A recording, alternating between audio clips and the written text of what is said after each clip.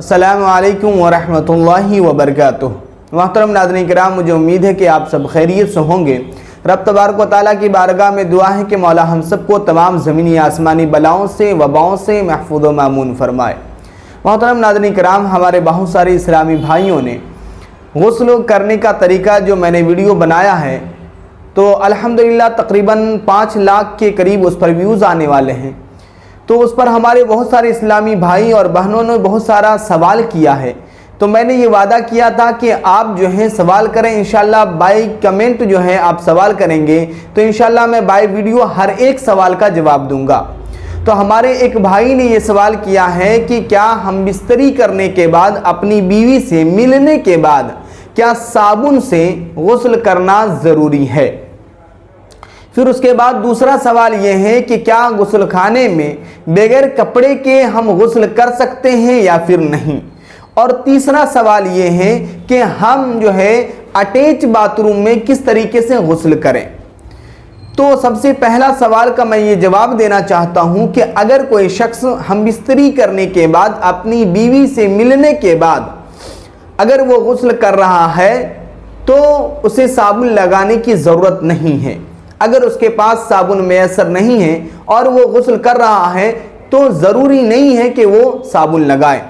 देखिए, गुस्ल के 3 फ़र्ज़ हैं: कुल्ली करना, नाक में पानी डालना और नाक में पानी इस तरीके से डालना कि नाक की नरम हड्डी तक पहुंच जाए, और पूरे बदन पर पानी बहाना। पूरे बदन पे पानी बहाना, इस तरीके से पानी बहाना कि बदन के हर एक हिस्से तक पानी पहुंच जाए। अगर अंगूठी पहना है तो अंगूठी को खोल लें, और अगर नाखून बड़ा है तो नाखून को इस तरीके से नाखून का खिलाल कर लिया जाए। फिर उसके बाद कान के इस हिस्से का जो है खिलाल कर लिया जाए। फिर अगर दाढ़ी है तो दाढ़ी के इस हिस्से का जो है खिलाल कर लिया जाए। अगर अच्छी तरीके से तीनों फ़राइज़ को अंजाम देते हैं तो साबुन लगाने की कोई ज़रूरत नहीं है। वैसे मैं आपको बताता चलूं कि गुस्ल का सुन्नत तरीका क्या है। गुस्ल का सुन्नत तरीका यह है कि अगर आप नापाक हैं तो आप उस जगह को, इस्तिंजे की जगह को पहले अच्छी तरीके से क्लीन करें, साफ़ करें, और साफ़ करने के बाद आप अपने हाथ को साफ़ करें, और साफ़ करने के बाद आप अच्छी तरीके से मुकम्मल तरीके से, जिस तरीके से आप नमाज के लिए वज़ू बनाते हैं उसी तरीके से आप वज़ू बनाएं। इंशाअल्लाह तबारक व तआला आप बिल्कुल पाक हो जाएंगे। ये बिल्कुल सुन्नत तरीका है गुस्ल करने का। अब बात रही ये कि गुस्ल खाने में बगैर कपड़े के बरहना नंगे होकर नहा सकते हैं या फिर नहीं।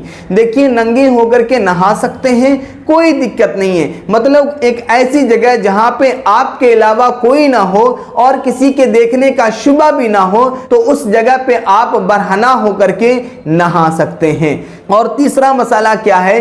तीसरा मसाला यह है, अगर अटैच बाथरूम है तो वहां पे किस तरीके से नहाएं। वहां पे इस तरीके से नहाएं कि आप जो है, आप जिस जगह पे नहा रहे हैं या वहीं पे जो है टॉयलेट है, तो आप ऐसा करें कि टॉयलेट को पूरी तरीके से अच्छे तरीके से क्लीन कर दें।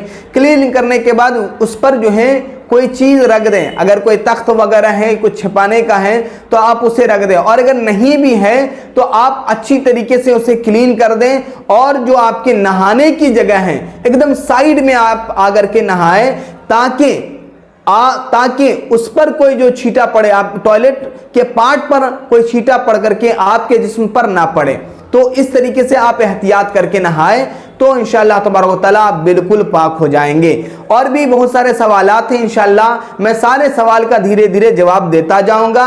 अगर आपको कोई सवाल है तो आप ज़रूर सवाल करें, इंशाअल्लाह माकूल जवाब दिया जाएगा। अस्सलामु अलैकुम व रहमतुल्लाहि व बरकातुहू।